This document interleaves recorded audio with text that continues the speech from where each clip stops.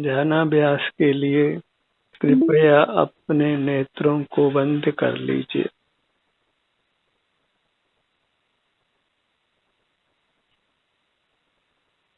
नेत्रों को बंद रखकर अपने शरीर का एहसास कीजिए। आपको सुखद अनुभूति होगी। जो सुख स्वाधीन है, अतीन्द्रिय है, अनुपम है, आपका अपना है, वही सुख मंगलकारी है। हमें शरणभूत है, भविष्य में भी सुख का कारण है। एक ही काम हमारे जीवन को सुखमय करता है। नेत्र बंद कर अपने शरीर से युक्त रहना।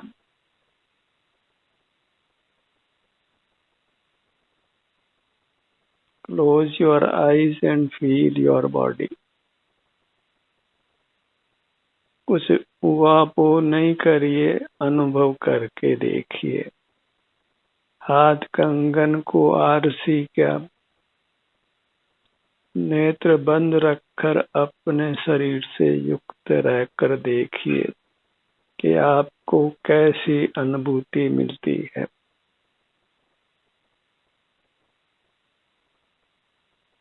आपको सुखद अनुभूति होगी और ये श्रद्धान होगा कि सुखी होने का यही यथार्थ उपाय है। जो स्वाधीन है, निर्विकल्प है, आपको वीतराग रखता है, सर्व तनावों से मुक्त करता है, आपके स्वास्थ्य को अच्छा बनाकर आपको सुखी करता है, बाह्य पदार्थों की आवश्यकताओं को कम करते करते समाप्त करता है और आपको पूर्ण स्वावलंबी बनाता है।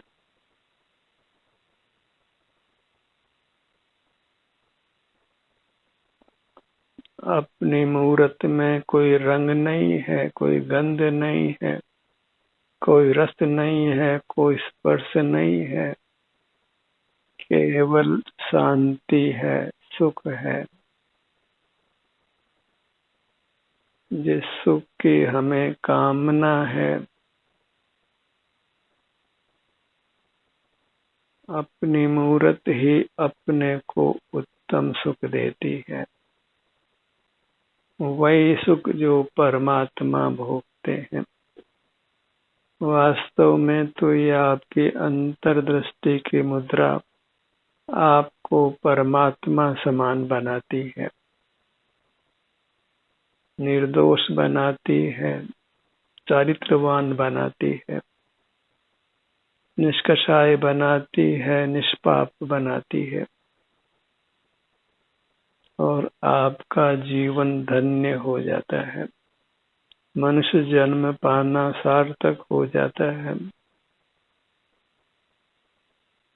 जन्म मरण की परंपरा से मुक्त होने के मार्ग में आप आ जाते हैं। परमात्मा होने का ये अति संक्षिप्त मार्ग है। नेत्र बंद कर सिर से पांव तक जो अपनी चैतन्य प्रतिमा है, उसको चेतना है, अनुभव करना है। यही ध्यान है, समाधि है। यही करके पूर्व में संत मुक्त हो गए हैं। ऋषिगण यही काम करके परमानंद को भोगते थे।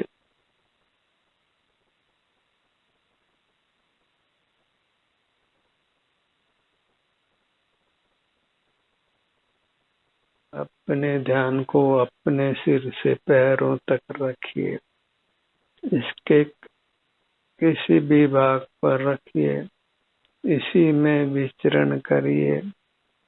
हर भाग का संवेदन कीजिए, हर भाग को स्वस्थ रखिए, सुखी रखिए। हर भाग आपको उत्तम सुख का अनुभव कराएगा।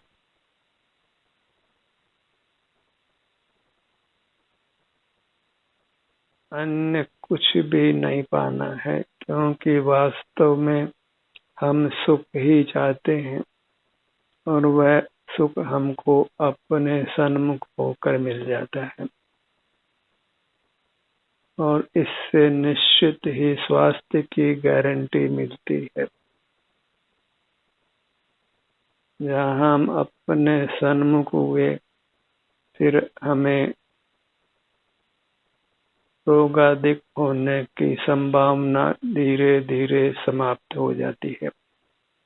आप फिर सदा निरोग रहते हैं, बाह्य जगत से अप्रभावी रहते हैं, अपने में ही मगन रहते हैं, अपरिग्रह, किसी बाह्य पदार्थ का ग्रहण नहीं करना और अपनी अमूर्त काया का ही ग्रहण करते हुए उत्तम सुख शांति को भोगना। अपनी इस मुहूर्त में ही रमण करने से ऋषिगण ब्रह्मर्षि कहलाते थे। ब्रह्म में जो रमण करते हैं वे ब्रह्म ऋषि कहलाते हैं। सिर से पांव तक आप ही ब्रह्म हैं कि कहीं ब्रह्मा है।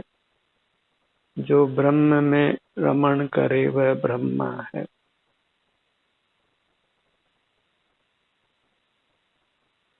और अपनी मूर्त के सन्मुख रहने से, इसी के आलंबन से रहने से हमारी दुखों से रक्षा होती है। इसीलिए इस मूर्त को विष्णु संज्ञा है।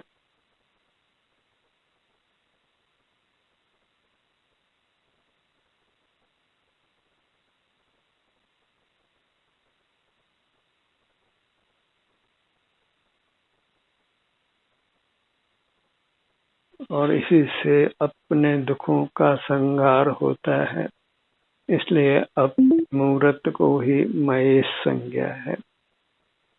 तो ब्रह्मा विष्णु महेश ये सब वास्तव में अपने अमूर्त चेतन प्रतिमा के ही नाम है। हम ही ब्रह्मा हैं, हम ही विष्णु हैं, हम ही महेश हैं। एक ही परमात्मा के ये तीन नाम हैं।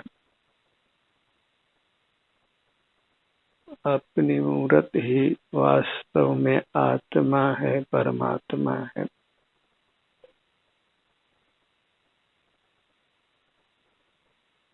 और अपना रूप एक आनंद है और हमें एक आनंद ही चाहिए। इसलिए अपने सन्मुख होकर अपने को पा लेना है और निहाल हो जाना है। अपने को पाकर जीव निहाल हो जाता है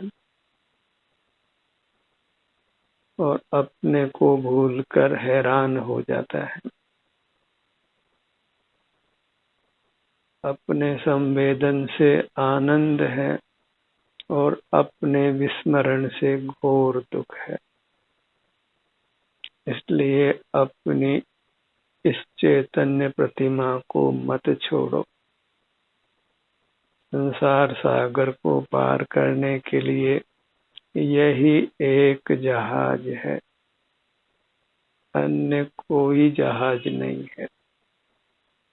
यही तीर्थ है जो हमको संसार सागर से पार करता है। अपने ध्यान को अपने मुखमंडल पर लाइए। देखिए तो परमात्मा का मुखमंडल कैसा है।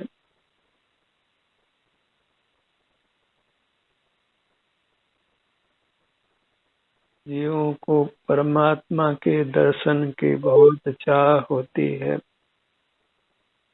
और इसके लिए वे मंदिरों में परमात्मा की मूर्ति भी स्थापित करते हैं।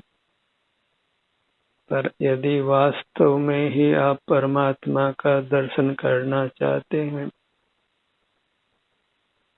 तो नेत्र बंद करके अपने ध्यान को अपने मुखमंडल पर लाइए।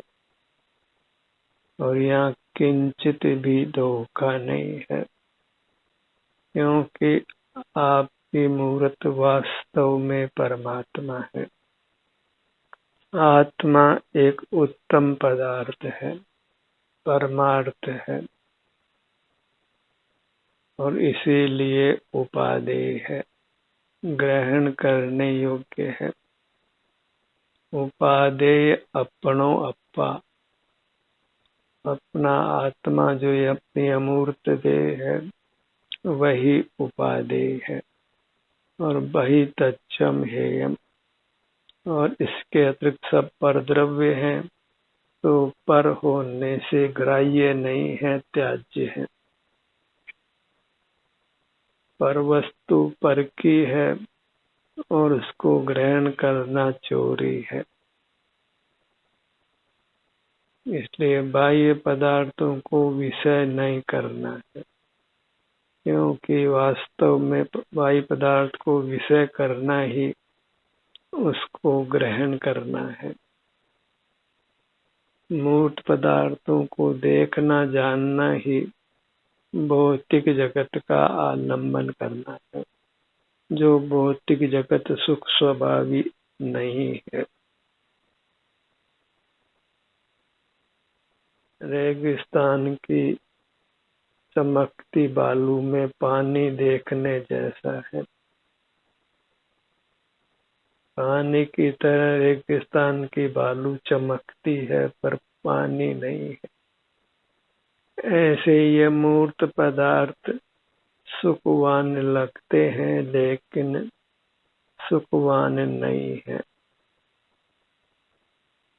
इस मृग मरीचिका में नहीं आना है,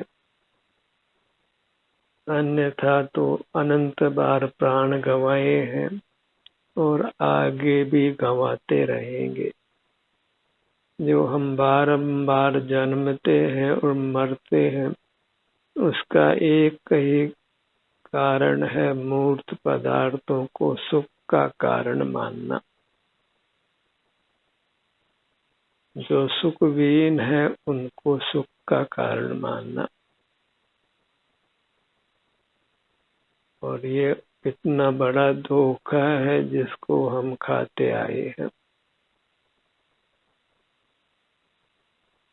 मूर्त पदार्थों से दृष्टि फिरा लीजिए, इतना ही उनको छोड़ना है और अपनी दृष्टि को नेत्र बंद कर अपने अमूर्त शरीर पर ले आई।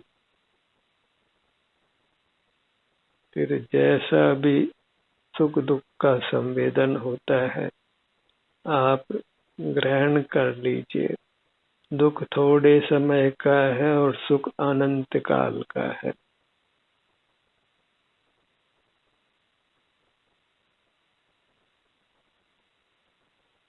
और फिर अपनी मूर्त को ग्रहण करके छोड़ना नहीं है।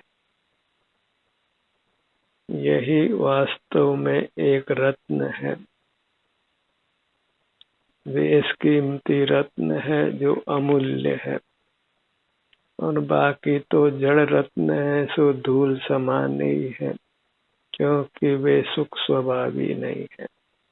अपनी मूर्त ही एक चैतन्य रत्न है, बहुमूल्य है, परमात्मा रूप है, वही उपादेय है। उसी के सन्मुख रहना वह मोक्ष का पुरुषार्थ है। और यदि आप संकल्प लेते हैं कि मुझे अपनी मूर्ति के एहसास पूर्वक रहना है तो फिर ध्यान करना सुगम है, मोक्ष पाना भी सुगम है। और हमारा लक्ष्य ही बाहर सुख पाना है, मृग मरीचिका में ही जीना है। तो फिर जैसे अब तक जन्मते और मरते आए हैं ऐसे आगे भी जन्मते और मरते रहना है। और निश्चित जान लिए कि जैसा सुख आज है वैसा फिर आगे रहने वाला नहीं है। जहाँ बाहर में ही सुख बुद्धि है फिर सुख दूर दूर ही है। फिर 4 दिन की चांदनी है और फिर घोर अंधेरी रात है। इस मनुष्य भाव को पाकर खो देना है और फिर हीन योनियों में ही जन्मना और मरना है। फिर गटर में कीड़ा बनना है, कीचड़ में मक्खी मच्छर बनना है। वह दुर्गति होनी है जिसकी हम कल्पना भी अभी नहीं कर सकते हैं। तो बाहर में सुख बुद्धि छोड़िए, अपनी दुखों से रक्षा करिए और भीतर अपनी मूर्त में ही सुख बुद्धि कीजिए। और समय इस निर्णय करने में ज्यादा लगाना नहीं है। अगला क्षण हम रहे नहीं रहे कोई जानता नहीं है। लोग बोलते बोलते ही उनका प्राणांत होते देखा जाता है, सोते सोते ही मर जाते हैं। अच्छे खासे स्वस्थ व्यक्ति भी जैसे इंद्रधनुष आसमान में गायब हो जाता है, बिजली की चमकार गायब हो जाती है, ऐसे गायब हो जाते हैं। इस मनुष्य भाव को छोड़ देते हैं। एक पल का भी विश्वास करना योग्य नहीं है।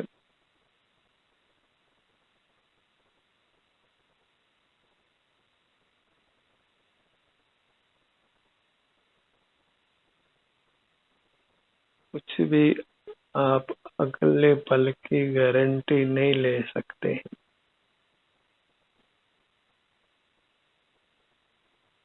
जब प्राणांत हो जाता है तब फिर आपको जवाब देने के लिए भी नहीं रहना होता है।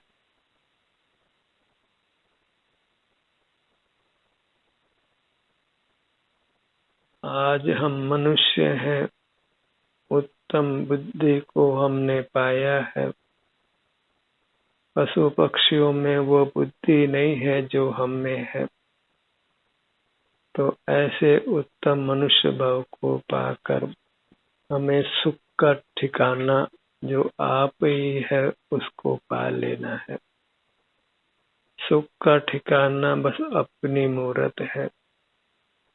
अपने सिर से पैरों तक इतना ही सुख का ठिकाना है। इसी ठिकाने पर आ जाना है और फिर यहाँ से खिसकना नहीं है। बहिर्मुख होना ही यहाँ से खिसकना है, अन्यथा तो वृत्ति अपने विस्तार को छोड़कर बाहर नहीं जा सकती। बस पर की ओर मुख करना ही अपने सुख समुद्र को छोड़ना है। अपने सुखद महल की खिड़की से हम बाहर ही बाहर देखें तो अपने महल के सुख को नहीं भोग सकते।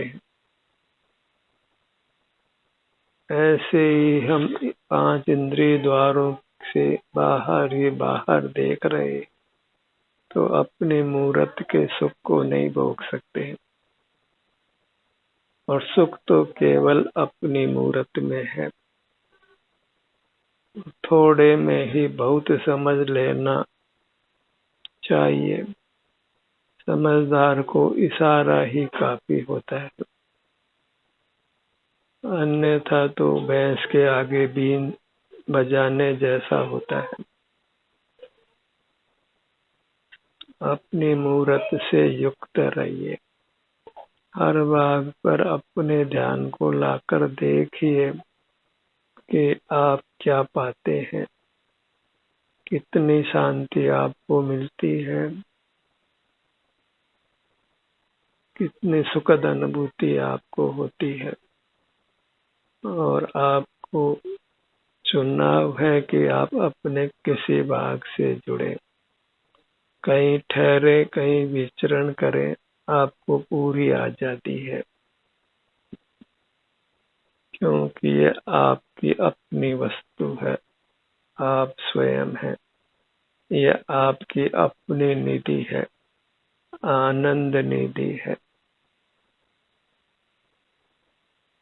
आनंदम ब्रह्मणो रूपम निज देहे व्यवस्थितम ध्यानहीना न पश्यन्ति जात्यंधा एव भास्करम। जैसे अंधा सूर्य को नहीं देख पाता है, ऐसे ही ध्यान विहीन जीव अपने को नहीं पा सकते हैं, अर्थात सुख को नहीं पा सकते हैं।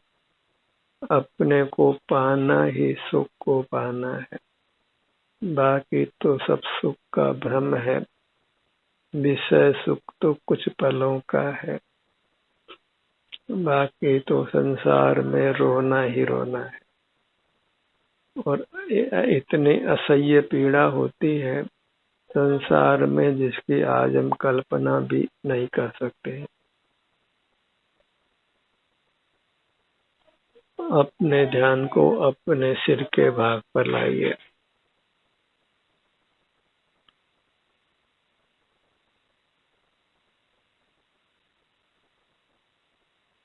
हर भाग पर एक टक होकर रहिए। वृत्ति को कहीं बाहर नहीं जाने दीजिए। बाहर जाना ही मृत्यु का आलिंगन करना है, दुखों का आलिंगन करना है, दुखों को निमंत्रण देना है। आ बैल मुझे मार, ऐसी स्थिति बनती है। अपने ध्यान को अपने ललाट भाग पर लाइए।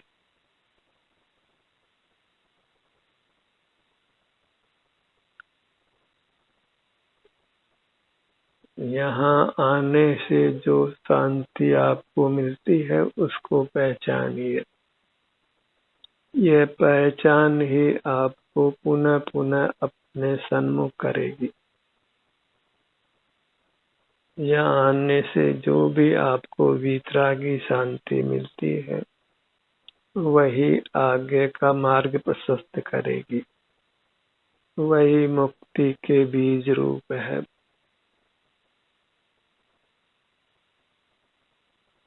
अपने ध्यान को अपने भ्रूमध्य पर लाइए।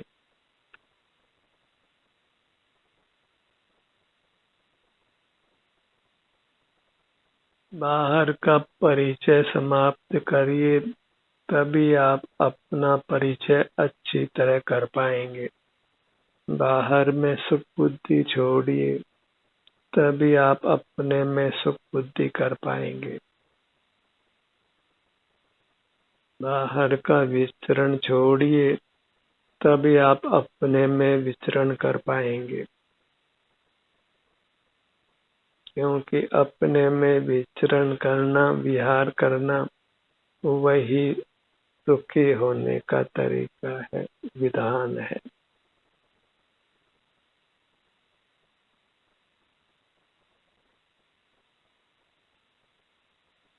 अपने ध्यान को अपने नेत्रों पर लाइए। अपना मुख अपनी ओर करना, इसको ही दिव्य चक्षु संज्ञा है। शिव का तीसरा नेत्र भी कहते हैं। शिव अर्थात मोक्ष, तो मोक्ष पाने का यही वास्तविक नेत्र है। दो नेत्रों से अलग तीसरा नेत्र है।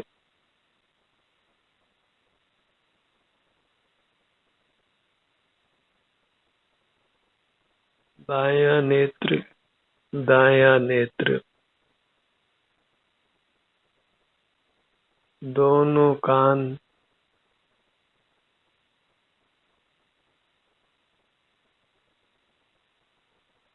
यदि आप दिव्य ध्वनि सुनना चाहते हैं अभी, अर्थात मोक्ष मार्ग को अभी पाना चाहते हैं, तो अपने ध्यान को अपने कानों पर लाइए और आपको यहाँ से मोक्ष मार्ग मिलेगा। वही दिव्य ध्वनि का श्रवण करना है। दिव्य ध्वनि कहीं दूर नहीं है, बस अपने ध्यान को अपने कानों के भाग पर लाइए। दिव्य ध्वनि में सुख के मार्ग का कथन होता है, तो अपने कानों के भाग पर आना ही सुख का मार्ग है। तो यही दिव्य ध्वनि है। दिव्य ध्वनि का सुनना है, क्योंकि अंतर्दृष्टि को दिव्यता है, क्योंकि वह देवत्व को प्राप्त कराती है, परमात्मा पद को देती है। भला इस भाव से हम परमात्मा होने का मार्ग पा लें तो इससे अच्छा और क्या हो सकता है। जो काम हमने अनंत काल में नहीं कर पाए और जन्मते रहे मरते रहे, उस काम को हम अब कर पा रहे हैं। मुक्ति का मार्ग प्रशस्त कर रहे हैं, अपने ही आलम्बन से, अपने ही सन्मुख रहने से। अपने ध्यान को अपनी नासिका पर लाइए।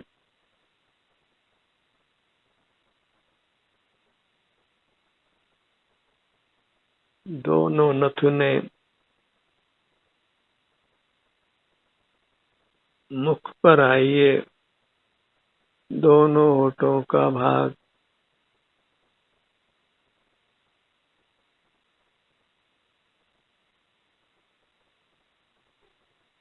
दंत पंक्ति, जिह्वा, तालु, कंठ, ठुड्डी, दोनों गाल। ये हुआ परमात्मा के मुखमंडल का अवलोकन, दर्शन। दर्शनम देव देवस्य दर्शनम पापनाशनम, दर्शनम स्वर्ग सोपानम, दर्शनम मोक्ष साधनम। इस प्रकार फिर आगे अपनी पूरी मूरत का दर्शन करिए, सर्वांग दर्शन करिए, अपने सिर से पैरों तक। बस मूर्त शरीर की कल्पना नहीं करना है।